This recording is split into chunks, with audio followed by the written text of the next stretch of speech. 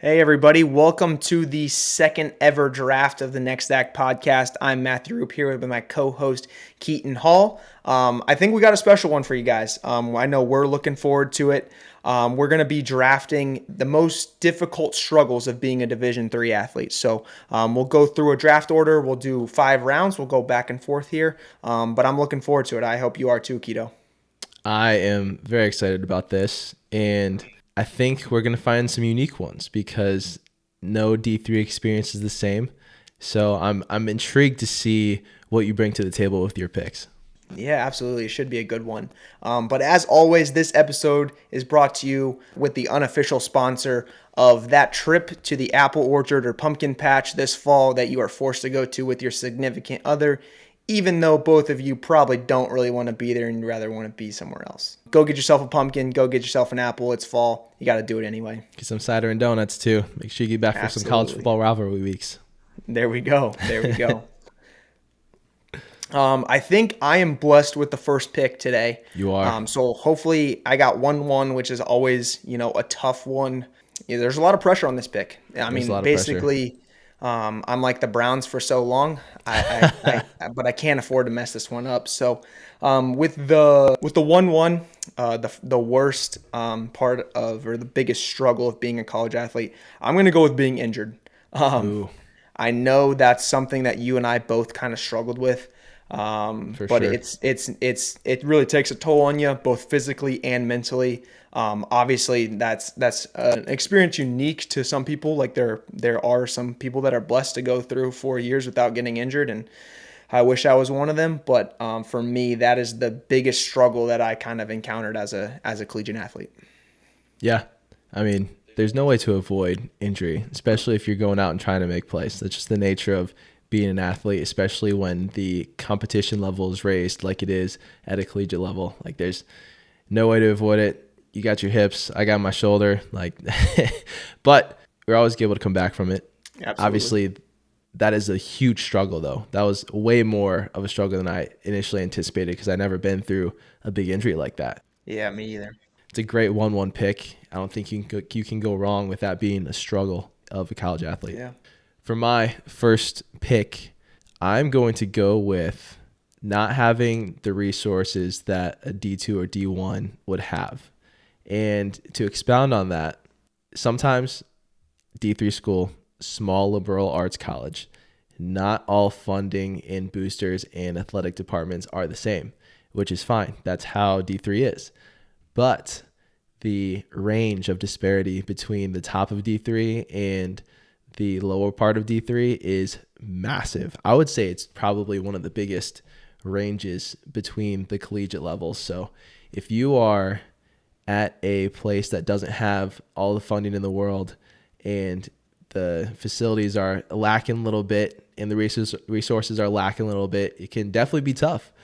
And I know you and I both had a lot of friends that were D1 and D2, and we'd hear stories, we'd see pictures of their facilities and we'd compare it to ours, and that always made it tough for me to kind of like, oh, this is what they have and this is what we got to work with here. But I think it, on the flip side, it adds to the level of dedication, and it adds to the level of the grit and the grind that you build up because you are doing it in whatever you are able to do it with, and it just adds to it too. So a little bit of a twist.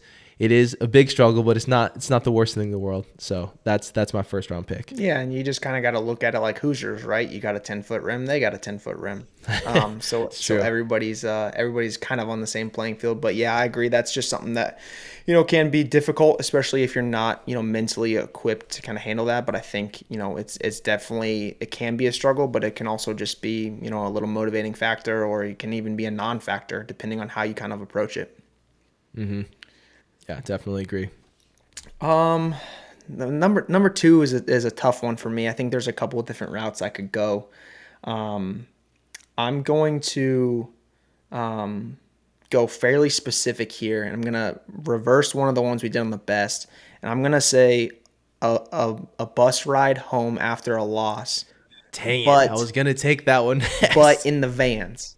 So not in a charter bus. So like Another thing, going back to some of the resources, like we have to bus some places, we take like the 15 passenger buses, or we'll take the little mini white buses.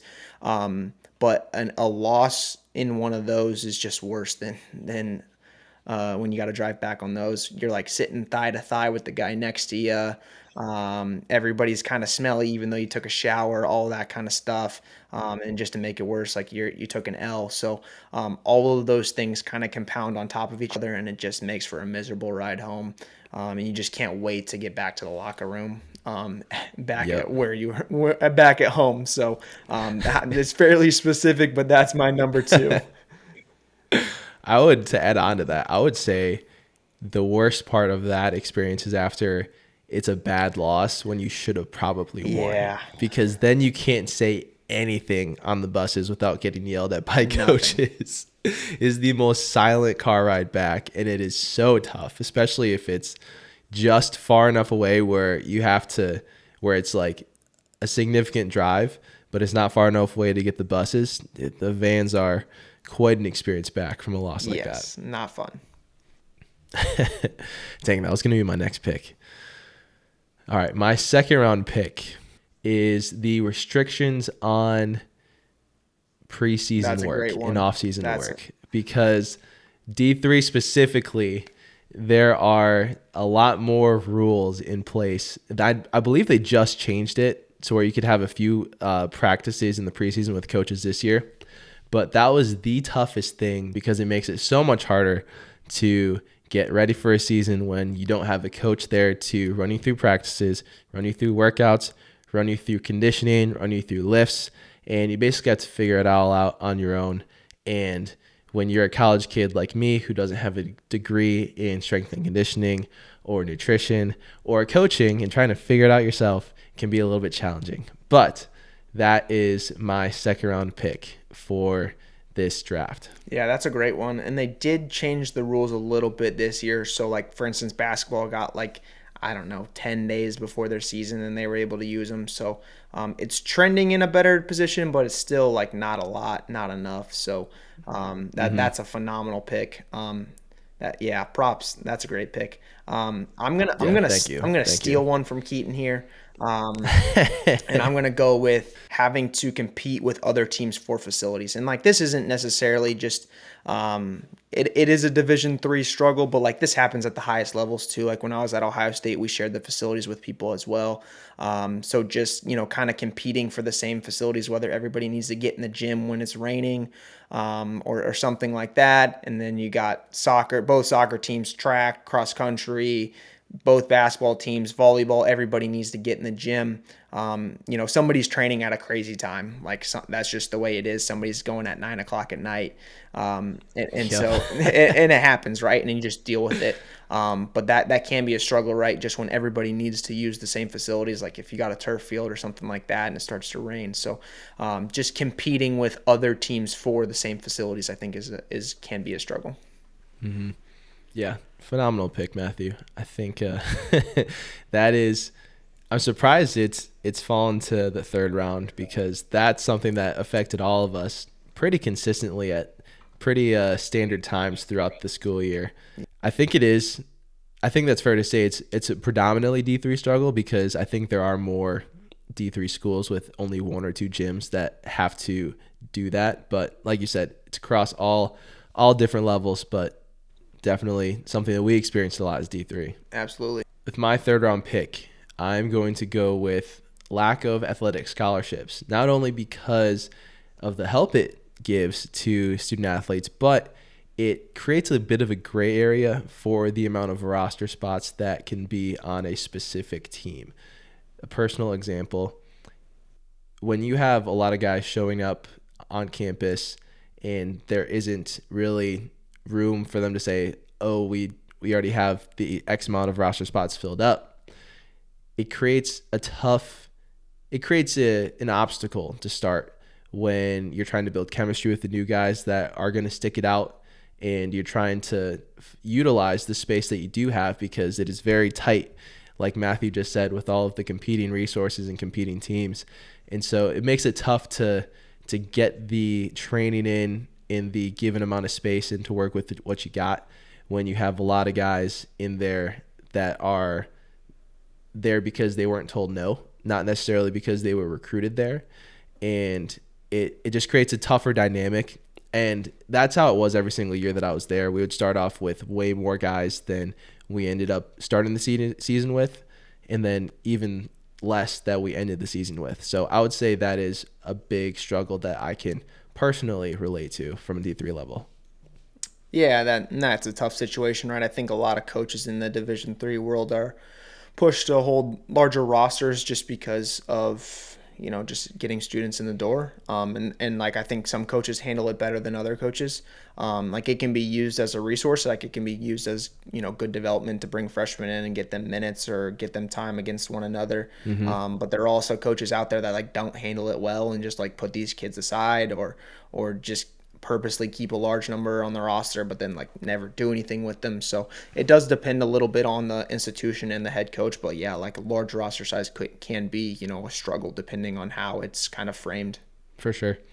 And you might find a diamond in the rough. You might have Absolutely. a guy that comes in and sets the team on fire. But overall, it just creates a tougher dynamic for the team that is going to be going forward and the coach to put him in that position for sure, him or her.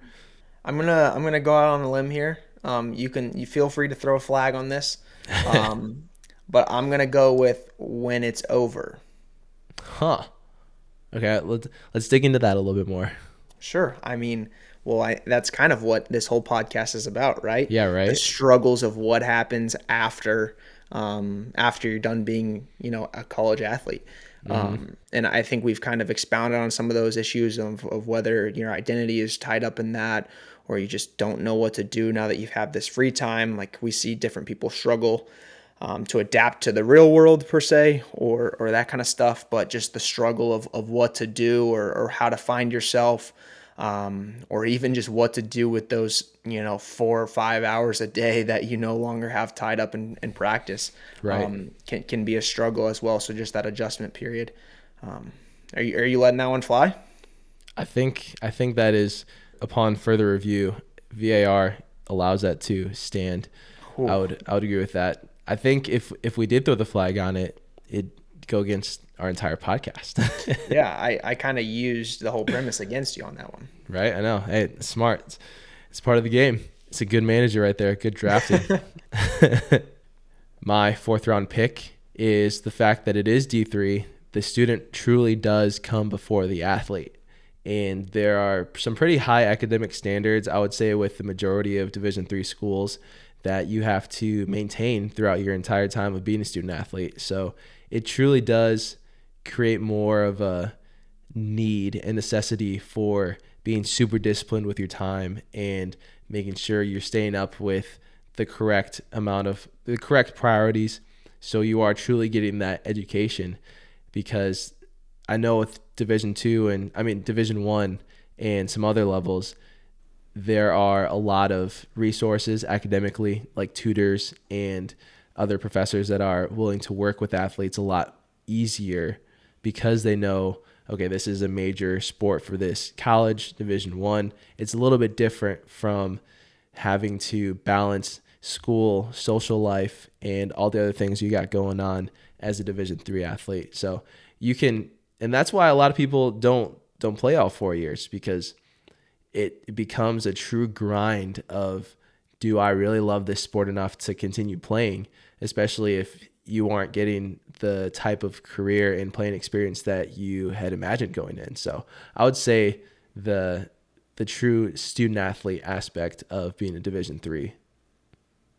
Absolutely. I think you hit it right on the nose, and that comes with like something we've talked about in other episodes about like making sacrifices of what's important. And I think like obviously like your academics come first, your sport is a very close second, and then like everything after that is just like whatever's left. So whether that's free time to take a nap, hanging out with people, whatever you got, like a lot of that stuff kind of falls to the wayside because you've made a commitment to your academics and to your sports. So I think that's a great one. To round mine out, I'm going to go with a similar kind of line of thinking to you in terms of academics. and I'm gonna say homework on the bus on the way home. Oh, that was a good one. Yeah, with like you're doing it by the little light on the bus and you can barely see stuff, but you know you got to turn it in at 8 a.m. the next day, or you got an exam. So trying to do homework on the bus, and like there's going to be a good chunk of your teammates that like aren't doing homework and are trying to mess around and are being loud, where you kind of got to try to buckle down and crank out some homework. So I'm going homework on the bus after a game. Yep. I thought about that earlier today, and I figured you were going to think about it too. But yeah, that's a great way to round it out for sure. For my 5th pick, and to round out this draft, I'm going to say the location of a lot of these campuses of Division III. I know some of them are closer to bigger universities, and some of them are closer to other cities. But I know a lot of them, like ours that we went to, Matthew, it is kind of in the middle of nowhere. And it can create a tough dynamic if you do get some free time in the off season, preseason, to go do something fun with your friends. You can be somewhat limited. And I would see a lot of my friends, and granted, they lived a completely different lifestyle because they weren't athletes in college, but seeing the big college experience and comparing that to the smaller college experience, like there's so many pros and cons to it, but that one socially was a tough one. Not being able to go to a movie theater within like just down the road, or go do something fun, like I don't even know. It was no, that's a great one. Yeah, so that's gonna be my pick, and obviously it created a lot of good homegrown experiences with the friends and relationships that we talked about in the best aspects of a D3 athlete. But there's always a flip side, and that is my 5th round pick for sure. Absolutely. I think Mr. Irrelevant will end up being, an all-star for you moving down the line. That's a really good pick. And it's something that like a lot of smaller universities struggle with. Just the location. Like I've talked to some coaches and they're like, oh, the drive here seems like just like the drive to our school, just, and it is what it is, right? It's just how the nature of the beast. But like you said, it's just all about what you make it. So, but that's a great pick. Yeah. I definitely think it could be a little bit of a Brock Purdy. We've yet to see Mr. Irrelevant. Or I think, was Isaiah Thomas the last pick in the NBA draft too? Hey, those two got a good track record of it so far. So we'll see what happens with it. But I know as we come to the end of this, we missed some of the D3 struggles. So if you have some, comment below, let us know, and we could potentially do another draft of best and biggest struggles of D3 athletes. But until that happens, we'll be dropping more content soon. And we appreciate you this long. If you've been supporting us from day one, if you're new here, welcome. Continue to go with us. I promise we are fun and funny sometimes. On the weekends mostly, but, give or take when we record. So, Matthew, anything else you got for us? I don't think so. Keto, send us out of here. Fantastic. Well, until next time, let's make sure the best is still yet to come.